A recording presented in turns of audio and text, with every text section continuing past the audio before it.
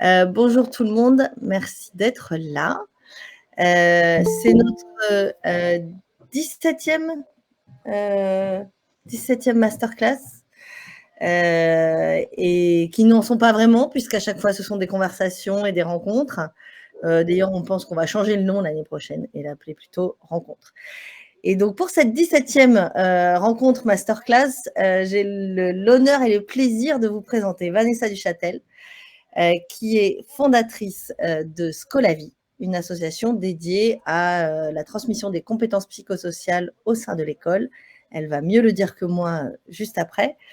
Vanessa, on s'est rencontrés d'abord dans un programme d'accompagnement de Make Sense qui s'appelait Passerelle l'année dernière, enfin il y a presque 2 ans maintenant. Et on vient toutes les deux d'être nommées Fellow Ashoka ensemble. Donc, on fait maintenant partie de cette promo Ashoka. Donc, on se connaît bien et j'ai beaucoup de chance de te connaître, je trouve. Vanessa est donc entrepreneur sociale, cofondatrice avec Laure Reynaud de Scolavi et de formation économiste spécialisée en politique éducative. Vanessa, je te laisse prendre la parole et nous raconter un petit peu ce qu'est Scolavi et ce que sont les compétences psychosociales. Et je crois que tu as une petite présentation à partager. Oui, si vous le souhaitez. Avec grand plaisir. Merci Camille. Bonsoir tout le monde. Je suis ravie. Je suis également honorée d'être parmi vous ce soir et de rencontrer la communauté qui gravite autour de l'école comestible. Comme le disait Camille, j'ai préparé quelques éléments, mais mon souhait ce soir, c'est surtout de pouvoir répondre à vos questions aussi éventuelles. Donc, n'hésitez pas à vous manifester, soit par oral, soit via le chat, pour que je puisse voir vos points saillants de questionnement ou de retour, et puis m'y adapter. Donc, effectivement, on fait 30, 35 ou 40 minutes de conversation entre nous et surtout de présentation de ton travail. Et ensuite, on fera plein d'échanges et de questions à ce moment-là. Mais n'hésitez pas effectivement à mettre vos questions dans le chat d'ici là. Oui, et que vous sachiez, donc moi j'ai imaginé 2 gros temps à vous partager ce soir. Le premier, c'était de vous présenter les actions de l'association Scolavi qui pourraient potentiellement vous intéresser. Et puis un deuxième temps où je me suis amusée avec l'équipe à imaginer des déclinaisons comestibles, donc à vous partager certains de nos outils pédagogiques pour vous montrer comment ils pourraient être utilisés avec des enfants et des jeunes, et notamment autour des thématiques de l'alimentation et du développement durable. Alors, Scolavi, c'est une association qui est née à peu près en même temps que l'école comestible, il y a bientôt 6 ans. Notre ambition, elle est assez simple, mais elle est très forte. C'est que chaque enfant en France, quel que soit son milieu social, puisse développer ses compétences psychosociales pour une meilleure réussite à l'école, pour être en bonne santé et pour s'émanciper d'un potentiel plafond de verre qu'il pourrait avoir au-dessus de la tête du fait de sa condition de naissance. Est-ce que peut-être vous avez le bouton des petites mains là pour ceux qui ne sont pas habitués à Meet? Est-ce que vous pourriez lever la main, celles et ceux qui voient bien ce que sont les compétences psychosociales, pour que je puisse aussi m'adapter à vous dans mon propos? Alors, Camille, tu pourrais lever la main à ce stade de nos échanges. Ok, d'accord. Donc 2-3 personnes, donc quand même une minorité. Donc vous êtes tout à fait représentatif des Françaises et des Français. C'est un sujet qui est encore peu connu. Alors, vous savez pas ce que c'est, mais en fait, vous savez ce que c'est, vous allez voir. Les compétences psychosociales, c'est un set de compétences transverses qui nous aident à traverser les défis de la vie, tout simplement. C'est un peu comme un sac à dos de ressources qui nous aide à traverser les défis de la vie. Parmi ces compétences, pour commencer par des exemples concrets, vous allez trouver par exemple la confiance en soi. Vous allez trouver le fait de connaître ses émotions et de pouvoir se ressourcer dans celles qui sont agréables ou réguler celles qui sont désagréables. Vous allez trouver le fait de développer son esprit critique.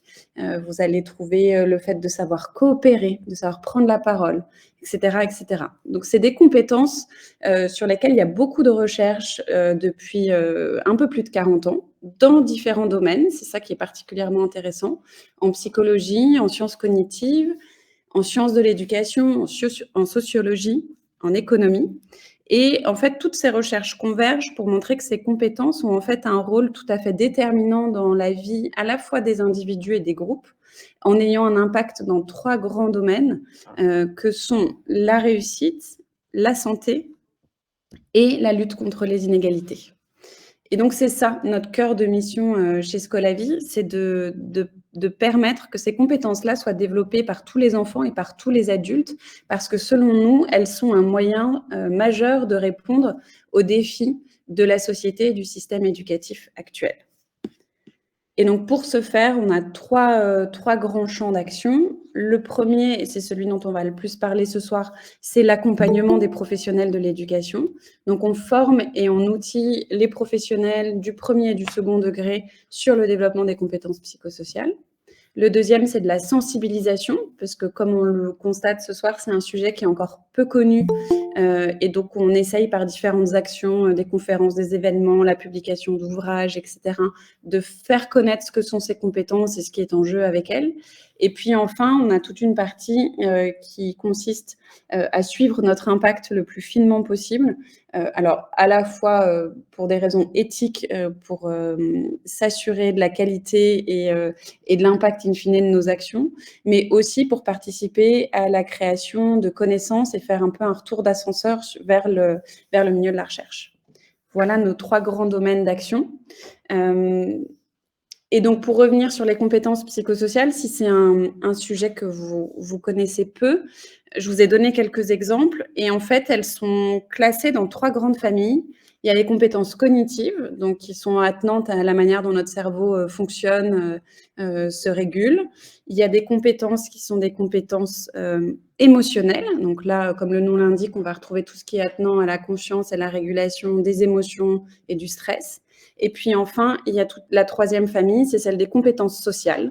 Et donc là, on va trouver tout ce qui est de l'ordre de la communication, de la coopération, de la capacité à se créer des relations constructives, etc. En France, c'est un sujet qui est apparu il n'y a pas si longtemps. Alors, on trouve des choses.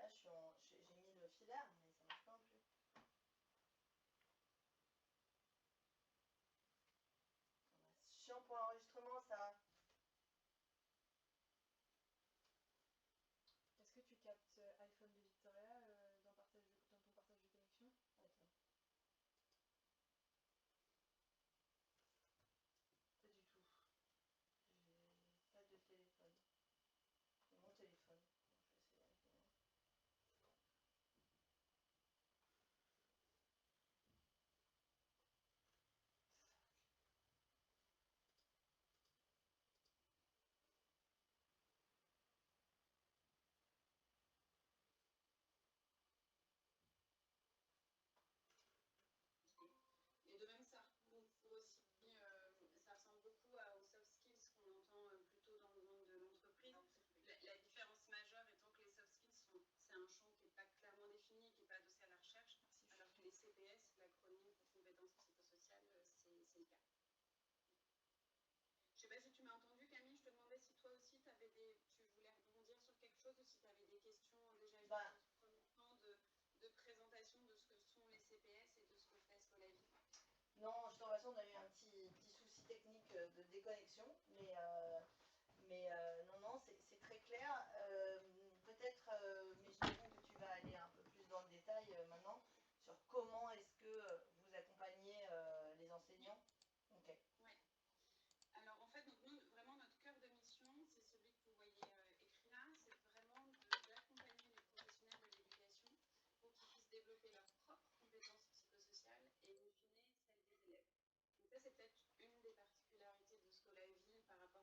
qui peuvent graviter dans ce champ-là et qui vont proposer des actions directement, soit auprès des élèves, soit auprès des professionnels, mais qui ne visent à toucher que, si je puis dire, les élèves. Nous, notre conviction profonde, et parce qu'on a à nouveau des décennies de recherche derrière nous, c'est que les adultes sont les meilleurs outils d'accompagnement et d'apprentissage des enfants, et encore plus quand il s'agit des professionnels de l'éducation. Donc, le cœur de notre travail, c'est vraiment de la formation et de l'outillage qui va pouvoir être déployé suite à cette formation. Donc, on a 3 grands domaines d'accompagnement. Le premier, c'est de faire la formation en présentiel sur le terrain. Donc là, on va se rendre au sein des établissements, des académies, des cités éducatives pour former les équipes. Et on a des formats qui vont de conférences de 3 heures jusqu'à formation de formateurs de 10 jours. Notre catalogue est disponible en ligne sur notre site. Les conférences, c'est vraiment une conférence de 3 heures d'introduction pour découvrir les CPS. Les ateliers, on va être sur des découvertes plus thématiques, donc avec soit un point d'entrée via la confiance en soi, ou via l'esprit critique, ou via les émotions. On a 5 thématiques d'entrée. Et ensuite, si jamais vous avez un peu plus de temps, on peut venir plutôt pendant 2 jours sur une année scolaire ou 3 jours sur 2 années scolaires avec des visios pour faire le point entre, pour former en présentiel. Le présentiel, on le fait parce qu'on pense que c'est primordial de former des équipes, de former des groupes qui vont pouvoir se soutenir dans leur pratique et notamment quand ils sont dans une démarche d'adaptation de leur posture et de leurs gestes professionnels. Mais le présentiel, on constate que c'est difficile de trouver des créneaux. Souvent, les équipes ont 1 voire 2 journées maximum en commun par an. Et donc, on a déployé une offre en ligne qui est complètement gratuite. Toutes les ressources chez Scolavi sont gratuites, que ce soit de la formation ou des outils.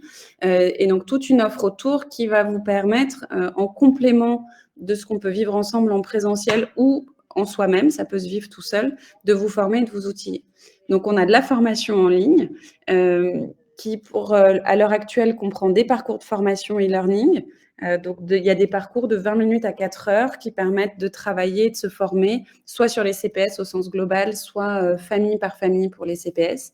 Et on a aussi des webinaires mensuels qui ont lieu le mercredi de 18h à 19h30 et qui permettent à chaque fois avec un de nos formateurs ou l'une de nos formatrices de travailler une compétence en particulier. Et donc ça permet aussi d'avoir de l'interaction avec nous, avec d'autres professionnels qui sont sur ce chemin de formation et puis d'avoir beaucoup d'exemples concrets.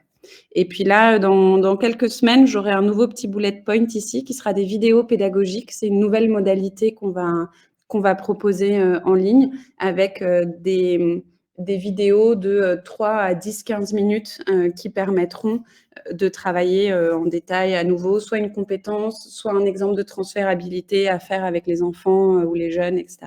Voilà.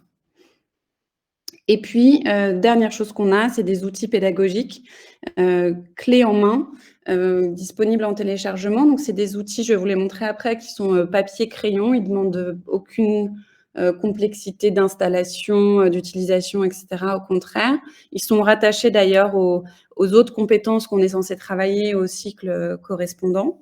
Et ils sont clés en main dans le sens où si vous le regardez, que vous lisez la notice, vous pouvez l'après-midi ou le lendemain le déployer en classe. Et en même temps, vous allez le voir, c'est des outils qui permettent très facilement d'être adaptés pour vous, enfin que vous pouvez adapter en fait, parce qu'on sait que les professionnels de l'éducation sont des grands créatifs.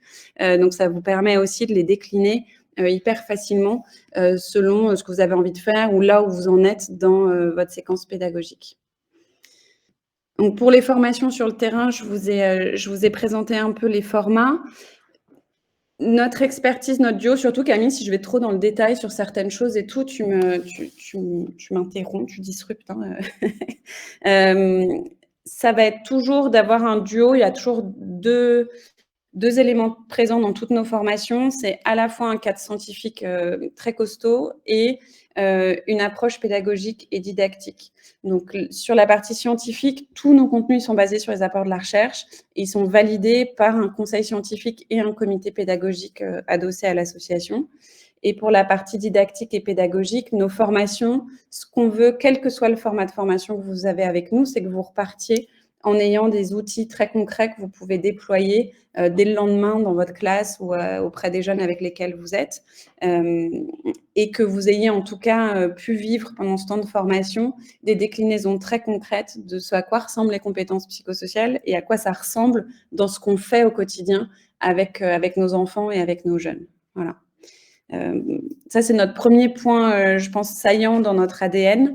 Et puis l'autre, c'est qu'on va être vraiment dans l'accompagnement à la mise en place de pratiques intégrées. Donc, un élément qu'on répète souvent chez Scolavi, c'est qu'on ne veut pas rajouter une couche à un millefeuille qu'on sait déjà très épais pour les professionnels de l'éducation.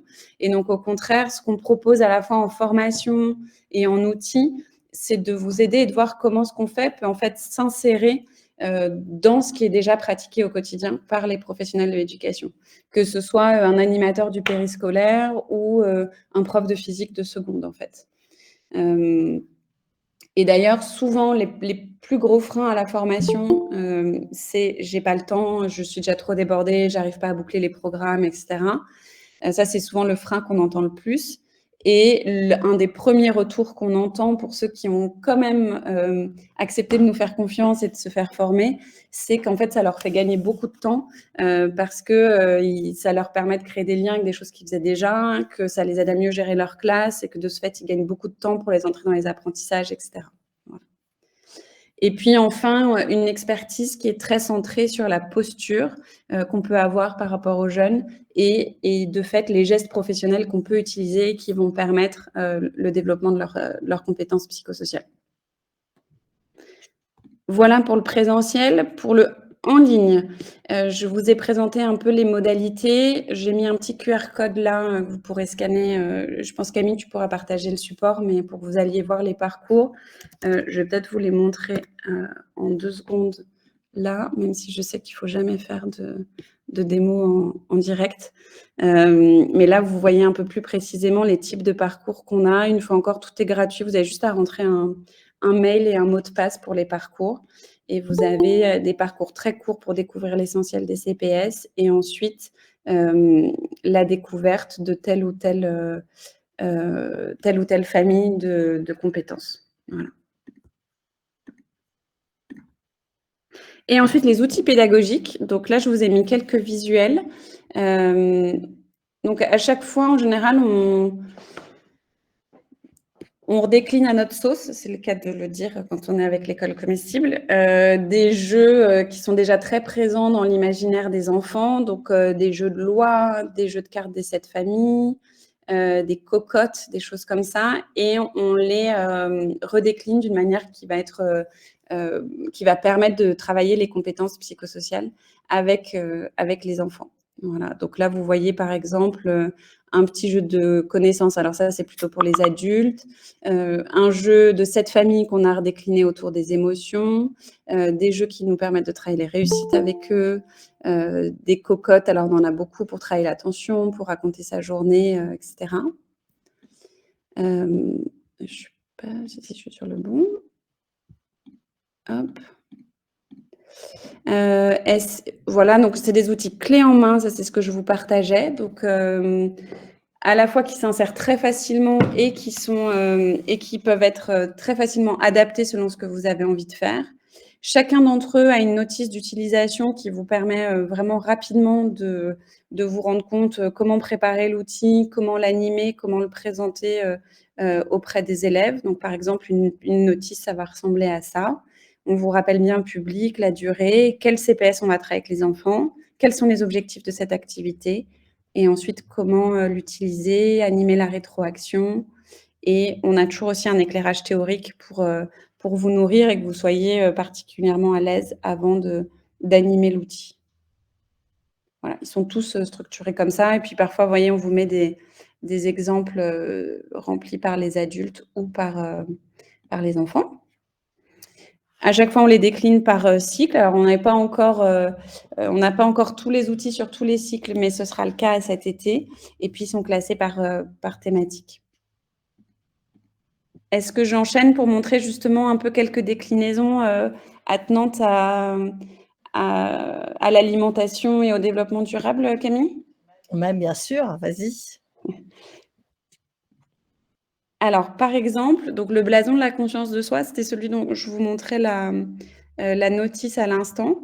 Donc ça, c'est un super outil. Donc, dans la famille des compétences cognitives, il y a une compétence tout à fait socle qui est la conscience de soi. Et donc, c'est un outil qui va permettre d'accompagner les enfants à mieux se connaître pour qu'ensuite, parce qu'on sait que le fait de mieux se connaître, de mieux connaître ce qu'ils aiment, ce dans quoi ils sont bons, les ressources qu'ils ont autour d'eux notamment, etc., ça va leur permettre d'être davantage motivés, d'être davantage engagés dans les apprentissages. Ça va leur permettre de développer des stratégies d'apprentissage adaptées aussi à qui ils sont, à leurs forces, aux forces de ceux qui sont autour d'eux. La connaissance de soi, c'est aussi, si on développe la sienne, on développe aussi celle des autres. Donc, ça permet aussi de développer un climat de classe plus positif et de renforcer l'entraide, la coopération, etc. Donc, très concrètement, il faut plutôt 1h30 pour animer cet atelier. Donc, je fais appel à votre clémence sur le fait qu'en 5 minutes, je suis obligée de faire quelques raccourcis. Mais évidemment, si ce n'est pas clair, vous me faites signe dans le chat. Et donc, par exemple, ce blason, on peut le travailler avec des enfants de tous âges à partir même de la fin de la maternelle. En fait, au début, on peut faire des choses à l'oral, on peut dessiner et ensuite on peut écrire. Et donc, on va travailler ces 3 domaines-là. J'aime, je sais, je suis et j'ai.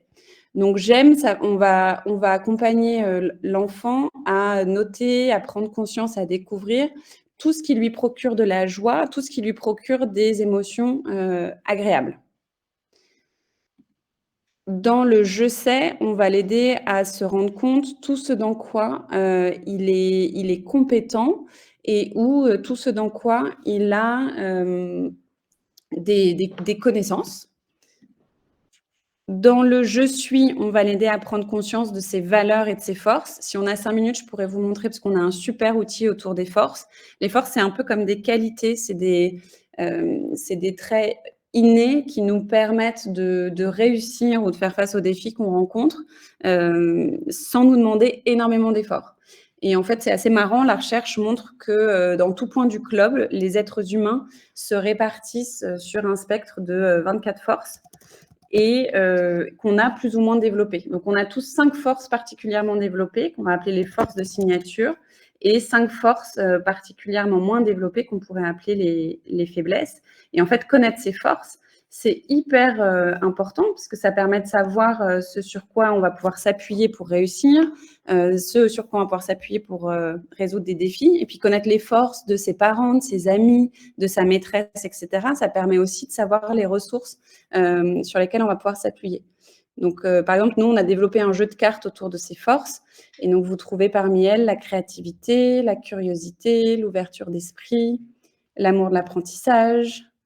Je vous prends d'autres familles, l'enthousiasme, la gentillesse, l'esprit d'équipe, etc. Donc, tout ça, c'est une activité, enfin, ça, on peut faire de multiples activités à partir des forces, mais c'est, par exemple, tout un accompagnement qu'on pourrait faire auprès des enfants en amont du blason de la conscience de soi. Et ensuite, on peut consolider ce travail grâce au blason notamment. Donc là, on va pouvoir travailler avec « je suis » sur les valeurs et les forces. Et puis enfin, j'ai tout ce qui est les ressources qu'on a autour de soi. Donc ceux qui peuvent nous aider, ça peut être des personnes, ça peut être des choses, mais sur lesquelles on peut compter, notamment dans des situations difficiles. Donc ça, c'est un super outil. Et tu vois, Camille, je pense que vous pourriez le décliner pour l'école, tu vois, je sais pas, est-ce qu'on pourrait faire le blason de la conscience comestible, mais tu vois, j'aime, on pourrait inviter les enfants à prendre conscience de tous les aliments qui leur procurent des émotions agréables. On pourrait imaginer des choses autour de la cuisine ou du jardinage aussi, puisque je sais que vous êtes vraiment de la terre à l'assiette. Je sais, pareil, toutes les compétences et les connaissances qu'ils ont autour de la cuisine, tu vois, où on pourrait imaginer le faire avant un atelier école comestible, après un atelier école comestible, tu vois, mais qu'est-ce que j'ai découvert sur comment pousser un légume? Est-ce que je sais éplucher? Est-ce que je sais découper? Est-ce que je peux écrire une recette? Est-ce que je peux... Enfin, voilà, tout un tas de choses autour de ça. je suis, et ben là, ça pourrait être intéressant aussi de voir les forces qui peuvent activer, tu vois, soit pour la partie plus développement durable, soit pour la partie alimentation, tu vois, la créativité, la persévérance, enfin, il y a plein de choses qu'on pourrait travailler et faire avec eux là-dessus. Et puis pareil sur les ressources, qui est-ce qui peut m'aider à cuisiner un bon repas, qui est-ce qui pourrait me passer une recette, qui est-ce qui pourrait m'aider à trouver mon matériel. Enfin voilà, je pense qu'on pourrait vraiment imaginer un truc assez sympa autour de vos sujets. Voilà, donc ça, c'était un premier exemple. J'ai deux autres outils qui m'ont fait penser à vous pour ce soir, et puis vous en repérerez sûrement plein d'autres. Il y a le chemin de l'attention, parce que dans les compétences psychosociales, on va trouver la capacité d'attention. Et donc, on a des outils. Alors là, j'ai mis la version secondaire. Désolée, ça aurait été mieux, je crois, pour vous de mettre le élémentaire, mais là, on est élémentaire. Et donc, c'est un petit chemin qu'ils peuvent faire. Alors, soit ils font tout le chemin, soit plutôt ils choisissent un chiffre ou ils font un dé et ils vont faire la petite pause attentionnelle qui leur permet de se recentrer pour ensuite revenir en étant plus présent aux apprentissages et plus concentré. Ça, c'est des outils qui marchent hyper bien, qui font partie des outils les plus utilisés par les professionnels avec lesquels on travaille. On a la roue des pauses attentionnelles aussi qui marche vachement bien. Et tu vois, vous voyez d'ailleurs, par exemple, il y a manger en pleine conscience. Donc là, c'est aussi un exercice qu'on pourrait faire aux enfants. Avec les fruits ou les légumes que vous leur présentez, et en fait de commencer par vivre ces différents temps. Donc en fait, avant toute chose, on commence par le regarder. Puis une fois qu'on a pris ce temps de le regarder, on peut prendre le temps de le toucher. Une fois qu'on a pris ce temps de le toucher, on peut prendre le temps de le sentir. Donc déjà là, on a travaillé 3 sens différents. Et peut-être on peut fermer les yeux avant de faire rentrer l'aliment dans sa bouche. Et puis on commence juste par le poser sur sa langue. Et puis ensuite, dans un autre temps, on va venir le croquer. Et puis après, on va venir l'avaler. Puis on fait des petites pauses entre chacun de ces temps. Voilà. Ça, en général, c'est des expériences assez folles pour les enfants. Un fruit, par exemple, qui marche hyper bien, là où ce sera la saison dans quelques temps, c'est la myrtille, qui marche hyper bien pour eux là-dessus, qui est facile, qui ne demande pas d'être épluchée à chaque fois, etc. Et donc, on pourrait aussi imaginer des choses, si vous faites des trucs autour du jardinage, etc. On peut faire la même chose avec un jardin potager, avec un jardin tout court, des temps d'observation de la nature qu'il y a autour de nous. On regarde, on écoute, on touche et on travaille ces différents sens. Et ça nous permet d'avoir une connaissance peut-être différente de la nature. Et en plus, ça nous fait faire une pause attentionnelle. Donc après, on peut se remobiliser pour faire son activité. Voilà. Il y a la réglette des émotions aussi qui m'a fait penser à vous. Donc ça, c'est un outil pour que petits et grands puissent partager leur état émotionnel avant de commencer une activité. La première grande vertu, c'est que ça permet aux professionnels de savoir comment vont les enfants avant de commencer une activité et d'éventuellement adapter un peu son accompagnement pendant la session. Si tout le monde est à +5 ou que les 2/3 sont à 0, on ne va pas forcément gérer le groupe tout à fait pareil. Et donc ça, c'est des outils qui peuvent être hyper précieux aussi dans ce que vous faites au quotidien. Pardon, Vanessa, la réglette des émotions, elle est présentée comment aux enfants? Parce qu'on leur dit juste mettez-vous, comment vous sentez sur la réglette, ou il y a plus de directives? Alors, pour chaque activité, on a différentes manières de les présenter, donc pour que tu puisses adapter. Tu peux faire quelque chose d'un peu long, ils vont prendre la part autour de ça. Donc, le mieux, c'est quand même, si tu n'as pas commencé par des temps où tu expliques ce que c'est qu'une émotion et celles qui sont agréables, celles qui sont désagréables, en tout cas, qu'il y ait des moments entre des temps d'animation, d'activité comme celle-ci où tu vas leur présenter, parce que si on leur fait appliquer des choses sans être sûr qu'ils maîtrisent bien ce qu'il y a derrière, ce sera forcément limité comme impact. Et après, tu vois, dans les déclinaisons concrètes, effectivement, tu as des enfants qui peuvent choisir le numéro et prendre la parole pour expliquer. Pour les plus petits, genre fin de maternelle et début d'élémentaire, tu as des maîtresses aussi qui vont prendre des gros duplos ou des Legos. Et puis, chaque couleur est associée à un numéro, tu vois, d'émotion. Et puis, les enfants, ils viennent consolider le mur. Et en fait, comme ça, il n'y a pas forcément besoin de prendre la parole. Ce n'est pas très long. Ceux qui n'ont pas envie de prendre la parole, ils n'ont pas besoin de le prendre. Et puis, en fait, on voit le mur et on voit la coloration de sa classe, tu vois. Il y en a aussi qui ont fait des roues, par exemple, ou des cadrans que les enfants vont avoir posés sur la table avec tu vois, cette réglette-là. Et en fait, l'enfant, il vient juste positionner la flèche sur le bon numéro. Et toi, tu prends connaissance de l'information.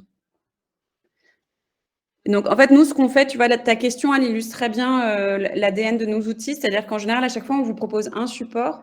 Et en fait, dans la notice, on vous présente 1 à 2 manières de l'animer, plus d'autres idées. Et comme ça, après, vous pouvez décliner selon précisément, est-ce que tu es face à des CP, à des CE1? Et puis, on sait que tous les CP et les CE1 ne se ressemblent pas. Donc, tu peux aussi adapter selon chaque année, ou en tout cas au moment de l'année, qu'est-ce que tu sens qui va être le plus adapté aux enfants ou aux jeunes avec lesquels tu es? Ça répond à ta question? Ouais. Super. Et alors, pourquoi il veut pas? Yes. Et alors, je me suis amusée pour vous à imaginer, alors il y a 2 autres outils que je voulais vous présenter, et pour lesquels on s'est amusé à faire des déclinaisons spécifiques alimentation. Alors cet outil-là, c'est le questionnaire de Proust. Je pense que certaines d'entre vous doivent le connaître. Ah non, il y a des hommes maintenant, il n'y a que des femmes, pardon, toutes mes excuses. Donc certaines et certains d'entre vous doivent le connaître, et c'est un outil qui avait été vulgarisé grâce à une interview de l'écrivain Proust, et qui permet effectivement de travailler la connaissance de soi. Et donc, on en a fait une version adaptée plutôt à l'école et plutôt au développement des compétences psychosociales, et donc dans lesquelles les enfants sont amenés, donc là, je vous ai mis la version élémentaire, à renseigner leur réponse à tel ou tel numéro. Donc, tu vois, à nouveau, Camille, on peut animer ça de plein de manières différentes. On peut répondre par l'écrit, on peut le faire à l'oral, on peut faire des dessins, on peut choisir des numéros, on peut même imaginer faire des mathématiques, en fait, en faisant faire... il y a des profs qui font ça, des additions, des multiplications, et dont le résultat se terminera ensuite par un partage d'un des éléments du questionnaire de Proust. Donc, les déclinaisons sont vraiment multiples. Et puis là, je vous ai mis une version alimentation aussi que vous pourriez imaginer dans vos ateliers quand vous avez besoin de faire soit un petit brise-glace, soit une pause attentionnelle, tu vois, avec les enfants, où ils pourraient partager. Voilà, alors, on a fait ça, on a pris 15 minutes aujourd'hui, mais c'était pour vous donner un peu peut-être des premières idées, des choses que vous pourriez faire. Qu'est-ce que j'aime le plus à la cantine? Ce que j'ai mangé hier soir? Un beau souvenir lié à un repas? Une de mes réussites en cuisine. Donc là, vous voyez comment on peut reboucler avec les réussites, avec les forces. Et en fait, en parlant de vos sujets d'alimentation et de développement durable, on peut faire le lien. En fait, c'est une superbe porte d'entrée, votre sujet, vers le développement des compétences psychosociales. Voilà, les fruits ou légumes que j'aime ou que j'aime pas, une recette que je connais par cœur. Voilà, ça, c'est une première idée de déclinaison. Mais il y en aurait des centaines d'autres à imaginer. Et puis, pareil pour le portrait chinois. Donc, il y a une manière de se présenter à nouveau. Donc, on va travailler avec ces outils-là, la connaissance de soi et des autres. Et souvent, on s'amuse à imaginer un item. Si j'étais une couleur, une chanson, un livre, qu'est-ce que je serais? Et donc, les enfants travaillent ainsi leur connaissance d'eux-mêmes. Souvent, ça les amène à se poser des questions sur eux. Quand ils partagent les réponses, ça leur permet de mieux se connaître les uns les autres. Et puis, selon les items qu'on choisit et la manière dont on les fait répondre, on peut aussi à nouveau rattacher ça à d'autres compétences que les enfants travaillent à ce moment-là. Est-ce qu'on leur apprend la prise de parole à l'oral? Est-ce qu'on fait rédiger les réponses, etc. Et là, on voit pareil, des idées d'un portrait chinois comestible. Donc, si j'étais un fruit, lequel je serais, pourquoi? Si j'étais une spécialité française, si j'étais une épice, etc. Et donc ça peut aider aussi les enfants petit à petit à prendre la parole et à réfléchir sur ce sujet de l'alimentation. Je pense que vous auriez des bien meilleures idées que nous sur les items à mettre, mais c'était pour que vous voyiez des premières idées. Trop chouette. Merci beaucoup, Vanessa. Je me dis, on a tellement de choses qu'on pourrait faire ensemble sur ce genre de sujet. Est-ce que tu peux nous en dire un peu plus sur le rapport? Tu parles beaucoup des professionnels de l'éducation.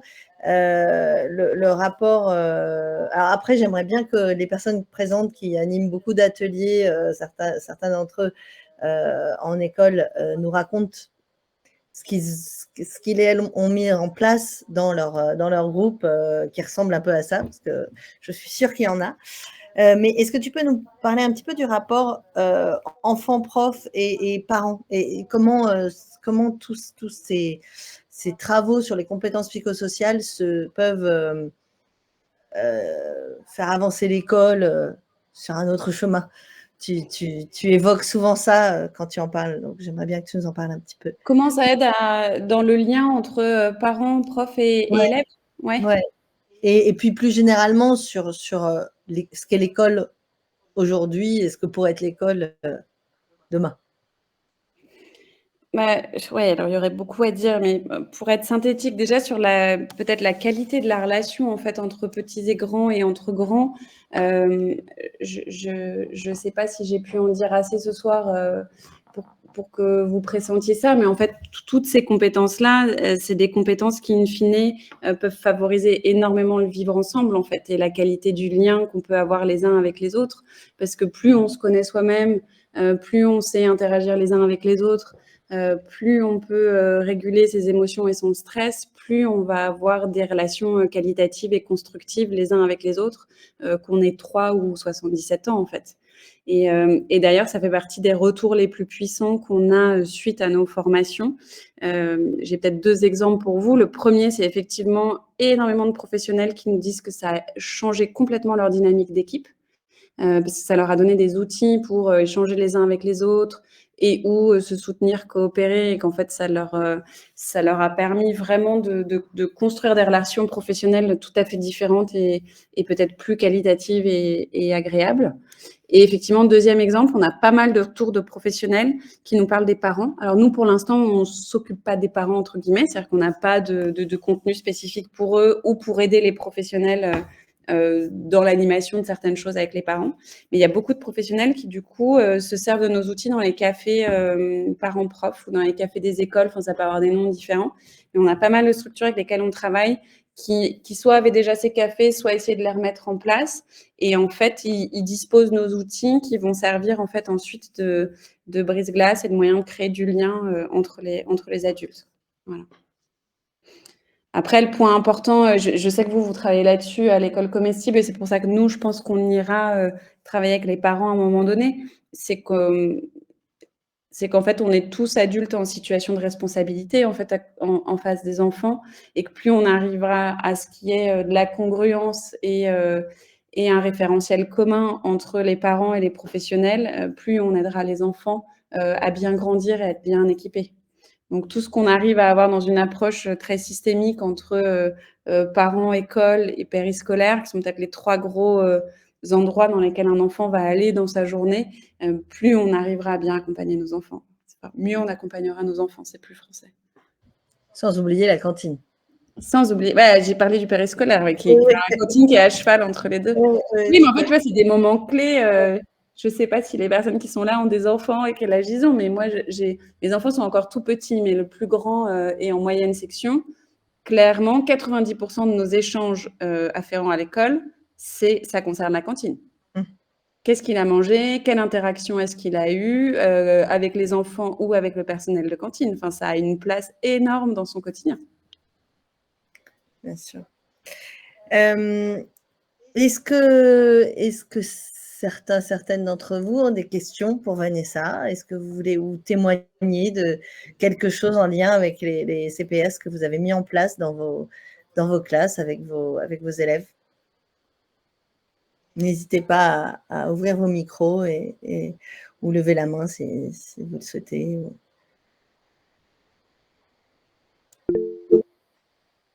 Juliette, il faut que tu enlèves ton micro.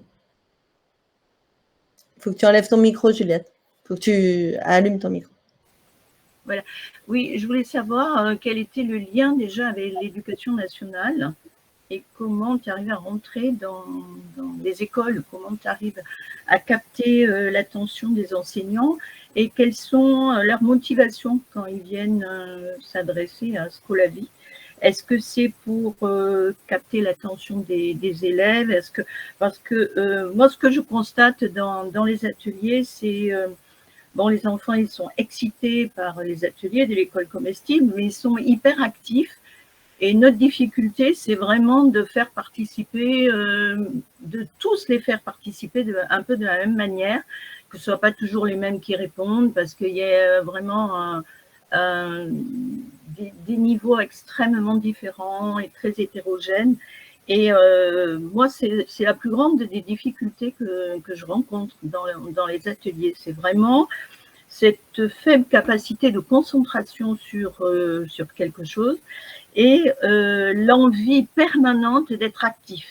Par exemple, un atelier cuisine, un atelier même cagette de saison, si l'enfant n'a pas son outil, etc., enfin, ça peut aller jusqu'à des hurlements, enfin, etc. Enfin, c'est vraiment cette difficulté que je rencontre de pouvoir gérer un groupe qui est pas homogène. C'est vraiment ça. Ouais, ce qui est effectivement une des plus grandes difficultés, je pense, des professionnels comme vous, Juliette. Bah, merci beaucoup pour votre partage. Je vais commencer peut-être par répondre à vos deux questions et puis peut-être que j'aurai une ou deux idées et puis on pourra prolonger l'échange si vous souhaitez ensuite par rapport à ce que vous partagez. Alors, notre lien avec l'éducation nationale, il est fort. Ça fait vraiment partie de l'ADN de Scolavi, c'est de travailler au changement et à l'évolution du système en partenariat avec l'éducation nationale et au service de ceux qui y travaillent. Donc, on a 5 ou 6 agréments académiques, on est présent dans 22 académies, on travaille de façon étroite avec plusieurs cités éducatives et académies. Comment est-ce qu'on a fait pour y rentrer? Au tout début, on a candidaté dans les PAF, les programmes académiques de formation et les EAFC. Je crois que ça a été vraiment un des premiers points. Enfin, première année, il y a eu ça. Il y a eu les inspecteurs et les inspectrices qui ont été des personnes, des points de référence pour nous extrêmement importants qui permettaient à la fois de faire le lien avec les directives nationales et de parler de nous au terrain et aux établissements qui étaient dans leur bassin. Et puis, troisième élément, ça a été, mais je pense comme pour vous, c'est des professionnels pionniers au sein de l'éducation nationale. Donc, il y avait effectivement des inspecteurs et des chercheurs, il y avait des profs et qui se sont lancés dans l'aventure avec nous, en fait.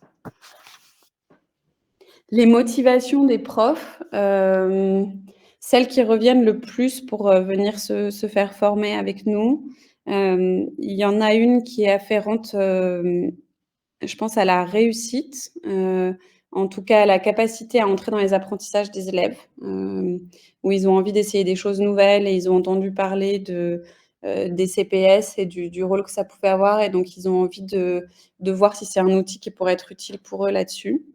Ensuite, il y a beaucoup de choses autour du stress et des émotions. C'est vraiment un des besoins majeurs et malheureusement, là, toutes les dernières études sur la santé mentale, que ce soit ENABI, DEP, l'Observatoire École Huma, montrent qu'il y a grosso modo un enfant sur 4 qui est en situation de stress ou d'anxiété.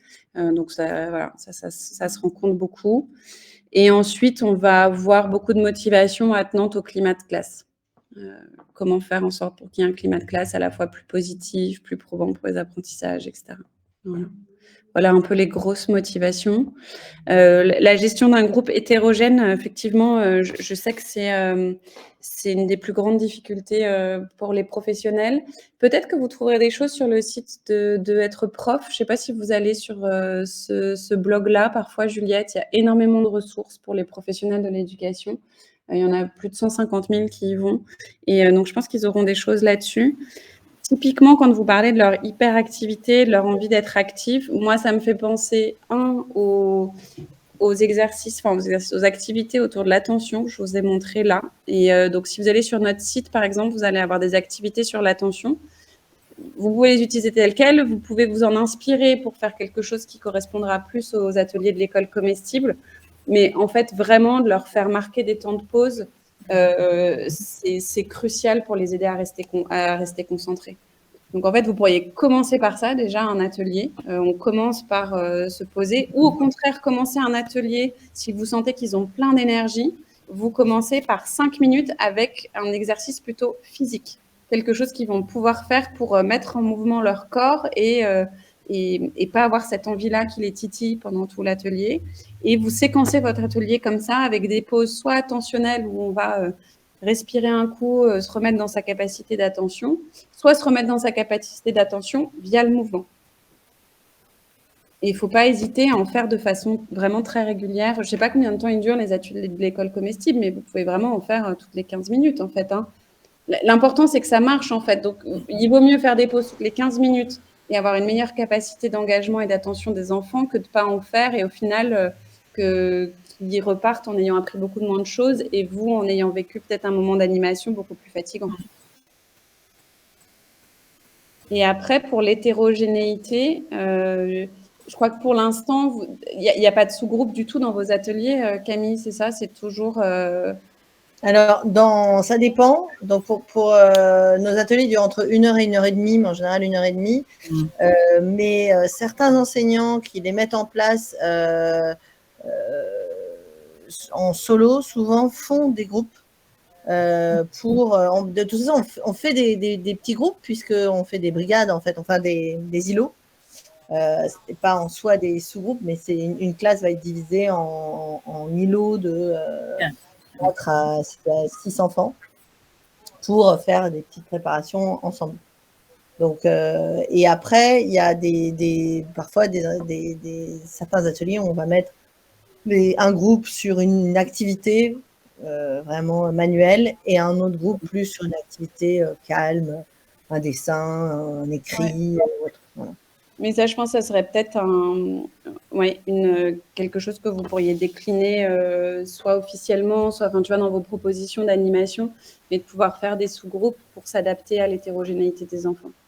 Mais tu vois, je pense que nous, on a la même limite, entre guillemets, chez Scolavi, en partie à l'heure actuelle, qui est liée au fait, je pense qu'on n'a que 6 ans d'existence aussi, mais il y a certains de nos outils où je trouve qu'on n'a pas mis encore assez de déclinaison selon les profils des élèves, justement, comme vous le dites, Juliette. Et je pense que pour certains de nos outils, il faut encore qu'on travaille à mettre plus de déclinaison, et notamment beaucoup de déclinaisons qui engagent le corps, parce que les enfants, ils ont besoin de bouger, ils ont besoin d'être en mouvement, et en fait, il faut que nous, on trouve comment on leur permet ce mouvement, tout en permettant l'atteinte des objectifs qu'on s'est fixés dans l'atelier de l'école comestible ou le cours de maths. C'est tout à fait possible, hein.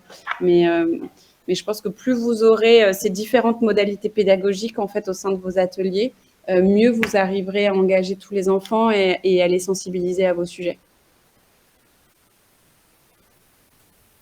Merci. D'autres commentaires, questions? Je sais que certaines d'entre vous que je connais ont mis des choses en place qui ressemblent un petit peu à ce que raconte Vanessa. Est-ce que vous voulez partager des expériences, peut-être? Ah, ce serait super. Héloïse? Déjà, ce que je mets en place pour avoir une dégustation réussie, je ne fais pas la dégustation de pleine conscience, mais j'invite les enfants à se calmer, à se poser avant qu'on déguste, parce que le moment de préparation est un moment de grande excitation. Il ne s'agit pas d'enchaîner derrière la dégustation. Finalement, n'est plus une dégustation. Donc, une fois qu'on a terminé, je demande vraiment que les tables soient rangées, que tout. Je demande à l'enseignante de reprendre la classe pour que le calme règne un peu, et je prends le temps de faire une petite méditation pour que les enfants détendent leurs muscles. Alors, ils ont besoin de mouvement, mais là, justement, il y a de la crispation dans leur mouvement, il y a du stress, de l'excitation. Donc, c'est un peu le contraire. On leur demande de devenir tout mou. Et en général, ça marche assez bien. Alors, quand c'est pas pour la dégustation, quand c'est un atelier qui s'appelle de la graine aux légumes, je leur demande de s'imaginer qu'ils sont une graine et d'imaginer leur croissance jusqu'à ce qu'ils deviennent une belle plante comestible. Et ça marche très bien aussi. Et pour ce qui est de l'épanouissement, là, j'ai fait un atelier recette de là-bas il n'y a pas très longtemps. Et on aime bien avoir des chefs qui racontent leur qui apprennent, qui enrichissent les enfants. Et là, j'ai fait un peu l'inverse, comme j'avais pas de chef. Pendant la cuisson, j'en ai profité pour leur dire, vous, est-ce que… Alors déjà, en introduction de l'atelier, je leur ai demandé s'ils avaient de la famille dans des pays autres que la France. Donc, ça leur a permis de s'exprimer sur leurs origines et de valoriser des choses qui ne sont pas valorisées dans leur quotidien. Et ils ont appris du coup à se connaître entre eux parce que je pense qu'ils ne se connaissent pas finalement tant que ça. Et pendant la cuisson, je leur ai demandé à chacun de décrire une recette qu'ils aiment, de dire d'où elle venait, de quel pays, de quel continent, puisqu'en plus les enseignantes travaillaient sur les continents, donc ça permettait de faire une transversalité. Et les enfants ont adoré cet exercice et ils m'ont sorti plein de recettes et puis ils ont réalisé qu'ils avaient des connaissances qu'ils partageaient avec d'autres. Moi, il y a des choses que je ne connaissais pas. Et pour eux, c'était un moment très agréable et ça s'est très bien passé. L'échange était très sympa. Les enfants se sont écoutés. Voilà ce que je pouvais vous partager. Peut-être d'autres choses, mais là, je n'ai pas tout en tête. En fait, tu as fait un blason de la conscience de soi sans le savoir, quoi. Oui, voilà, c'est ça. C'est ça. Ouais. Et je voulais dire aussi, je suis d'accord avec Juliette, il y a le moment d'excitation intense, là où ils se battent pour faire les choses, s'ils n'ont pas d'outils, ils sont frustrés. Ça ne marche pas toujours, mais je leur dis, mais pendant que tu regardes, pendant que tu observes ton camarade qui fait quelque chose, tu apprends, tu t'enrichis, tu peux l'aider quand il est maladroit. J'essaye, alors ça ne marche pas à tous les coups, mais des fois, ça les calme. Je les responsabilise, je dis, bah tiens, saladier, et aide-le, ou voilà, j'essaie de trouver des choses pour qu'ils se sentent importants. Ouais, c'est super chouette, mais je me dis en vous écoutant et en écoutant Juliette, vous pourriez peut-être aussi, s'ils ont besoin de mouvement, et puis pareil, à adapter selon chacune ce avec quoi vous êtes le plus à l'aise et les enfants auprès desquels vous êtes aussi. Mais en fait, vous voyez là, les trucs que je vous montrais, le portrait chinois, le questionnaire de Proust, etc., on pourrait aussi imaginer en faire des choses physiques dans la classe.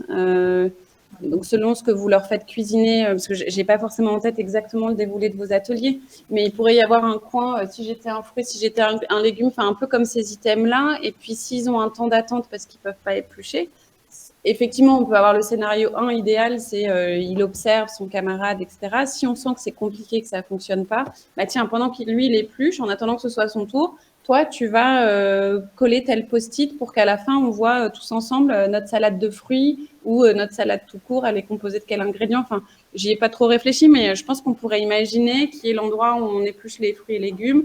Et puis, il y a peut-être d'autres endroits dans la classe où il pourrait y avoir d'autres choses et ils pourraient bouger entre, ça leur permettrait de bouger. En même temps que ça les valorise, comme vous dites, Héloïse, parce que c'est vrai, quand on leur pose des questions sur eux, que ce soit là pour imaginer des choses ou sur des outils plutôt comme cela pour décrire des choses, ils sont très fiers en fait de ça.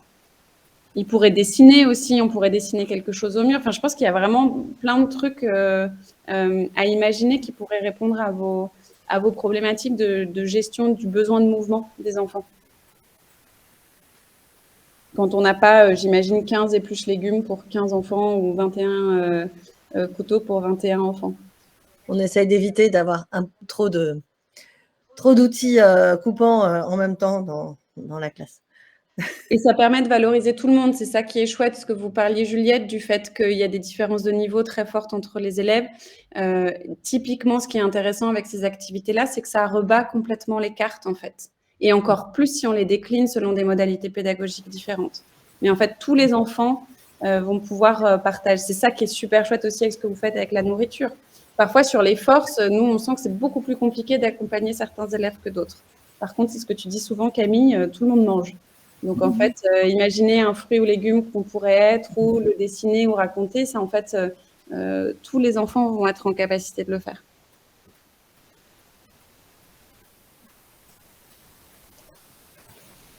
Est-ce qu'il y a d'autres partages ou des questions? J'espère que ça a répondu un peu à vos attentes en termes de rencontres école comestible. J'ai visé un peu large pour que ça puisse répondre à différents types de besoins. Mais surtout, n'hésitez pas. Ça nous donne plein d'idées. Plein d'idées. Juste avant de te redonner la parole, Héloïse, je voulais insérer un truc dont on travaille beaucoup sur le faire ensemble. Et je ne sais pas si parmi vos outils, vous avez aussi des outils qui engagent le groupe. Parce que de ce que tu nous as montré, c'est plutôt des outils personnels, individuels. Est-ce qu'il y a des outils autour du collectif d'une classe des enfants? Complètement. Alors, dans les outils que je vous ai montrés, ça fait typiquement partie des déclinaisons qu'on voudrait...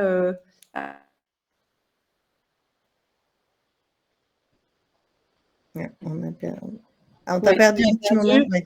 Vous m'avez retrouvé, c'est bon? Oui, c'est bon. Voilà, donc, ça fait partie du Z. Donc, typiquement, quand je vous disais que, comme vous, il faut qu'on aille plus dans la dentelle des déclinaisons possibles, typiquement, pour tous les outils, même le questionnaire de Proust, en fait, il y a des déclinaisons en groupe qu'on pourrait faire. Et après, on en a quelques-uns qui sont déjà spécifiquement en groupe. Alors, par exemple, les forces que je vous montrais tout à l'heure, qui est là, vous n'avez pas de maternelle, vous. Donc, on va être plutôt sur les élémentaires. Un truc super qu'ils font souvent, nous, dans nos classes, c'est qu'ils créent un mur des forces de la classe, en fait. Ensemble, en tant que groupe, quelles sont nos forces? Donc ça, c'est super chouette. Où ils font un arbre des forces. Donc, on imprime les cartes et puis on va les accrocher sur un arbre. Ou alors, ils dessinent des feuilles. Vous voyez qu'aux thématiques, ça marcherait bien aussi. Et ils collent les feuilles sur les branches d'un arbre. Et on voit quelles sont les forces de la classe. Donc ça, c'est super chouette. Et ça peut aussi faire des objectifs ou des challenges qu'ils vont vouloir se fixer ensemble de semaine en semaine. Par exemple, cette semaine, j'aimerais bien qu'on travaille l'amour de l'apprentissage, les enfants, parce que je sens qu'à chaque fois que je vous présente un truc nouveau, vous traînez un peu la patte, vous n'avez pas trop envie d'y aller et c'est un peu difficile en ce moment. Donc, je vous propose qu'on travaille ça tous ensemble. Ou l'enthousiasme, ou souvent, on va pouvoir travailler aussi l'esprit d'équipe. Moi, je le fais par exemple chez moi avec mes enfants. L'autre jour, on s'est mis la maîtrise de soi parce que petits et grands avaient besoin de peut-être faire mieux dans leur communication et de leurs émotions les uns avec les autres. Et en fait, ça marche hyper bien parce que c'est accroché, on le voit tous les matins, ça permet d'en parler et ça permet aussi d'en parler à chaque fois qu'on a une situation dans la journée qui nous y fait penser et on se réfère collectivement à cet objectif qu'on s'est fixé. Donc, on a ça. Qui marche hyper bien en groupe. On a ensuite un peu dans les jeux de loi, on a des jeux de loi revisités qui vont vous permettre de jouer en groupe comme un jeu de loi, mais sauf qu'on va le faire autour du CPS. Donc, on a par exemple la spirale des ressources. Donc, on va prendre version élémentaire aussi pour vous. Et donc là, on joue soit avec un dé, on peut tourner. Il y en a qui l'impriment en énorme aussi et qui la font tourner. Enfin, il y a à nouveau plusieurs déclinaisons possibles. Là, on va à Change Now cette année, qui est un grand salon au Grand Palais sur l'impact social, et on va l'imprimer au sol comme une marelle. Donc, Juliette, on retrouve le besoin de mouvement. Enfin, on va la peindre au sol et ils vont sauter de case en case avec un numéro. Et donc, ça, ils jouent en groupe aussi, là. Et avec même du lien entre, vous voyez, j'offre à un camarade la qualité ou la force que je lui reconnais, je compose ma recette du bonheur à l'école. Donc ça, la recette, on peut la faire ensemble. Je partage un plat que j'aime cuisiner ou déguster, etc., etc. Donc ça se fait en groupe. Les forces, j'ai oublié de vous dire un élément hyper chouette aussi en collectif, c'est de s'offrir des forces les uns aux autres. Ça, c'est fantastique à faire avec les élèves qu'on accompagne. Une fois que c'est rentré dans leur univers cognitif, qu'ils ont bien compris ce que c'était qu'une force et quelles sont les différentes forces, ils se les offrent les uns aux autres. On fait un tour, on fait un cercle et puis ils se les offrent en s'expliquant pourquoi. Et donc, ça crée du lien entre eux, ça favorise la coopération et ça renforce la confiance en soi parce que ça permet aussi, peut-être que moi, Camille, je vais t'offrir une force que tu n'as pas forcément identifiée chez toi. Ça va t'aider à te voir sous un jour plus positif que tu n'aurais fait sinon. J'en aurais plein d'autres des exemples, mais en voilà déjà 2. Voilà. Et donc, oui, tout à fait. Il y a des jeux spécifiquement collectifs chez nous et d'autres où très facilement, vous vous direz, bah oui, ça, je peux le faire en équipe, en fait. Bien. Pardon, Héloïse, du coup, tu veux je voulais dire, puis c'est l'heure, mais oui, il y a deux... Enfin, j'ai pas d'outils précis, mais dans les échanges avec les élèves, il y a aussi les encouragements. Enfin, il y a des mots que j'utilise, c'est prendre soin ou aider. Et quand on dit à un élève, aide ton camarade, tout de suite, ça le valorise. On lui dit de prendre soin d'une plante, il comprend que la plante est fragile, qu'elle est vivante et qu'il a un rôle à jouer pour qu'elle survive. Et ça c'est tout de suite, on sent qu'il y a une prise de conscience chez eux qu'ils sont des êtres responsables. Et sans oublier que nous aussi, on doit prendre soin d'eux, évidemment. Merci. Le mot de la fin. Le mot de la fin. Eh ben, merci beaucoup, Vanessa, pour ce partage. C'est super passionnant. Ça nous donne plein d'idées de choses qu'on peut faire, implémenter, faire autrement. Et je me dis qu'un jour, il faudra qu'on construise un atelier ensemble. Ouais, ce que j'allais dire, ça donne envie là de se faire une demi-journée tous ensemble et puis de pouvoir co-construire des outils pour vos ateliers. Mais écoute, moi, tu sais, je suis une grande optimiste, donc je pense qu'on peut tout à fait organiser ça. Et puis d'ici là, vraiment, enfin, une fois encore, j'ai pas de velléité de faire spécialement de la publicité, mais tout est gratuit, disponible sur le site. Là, pareil, dans les choses qu'on va automatiser, c'est des versions vierges pour que vous puissiez encore plus facilement les faire à votre goût pour filer la métaphore culinaire jusqu'au bout. Ce sera ça le mot de la fin. Alors, merci beaucoup, Vanessa, et merci à tout le monde de vous être connectés. On va on mettra cette masterclass en replay sur notre YouTube. Bon, il y a une petite interruption du programme suite à une déconnexion tout à l'heure, mais ça ira bien. Et n'hésitez pas, si vous avez d'autres questions ou commentaires dans la foulée, à nous les envoyer. On les fera parvenir à Vanessa. Vanessa, merci beaucoup.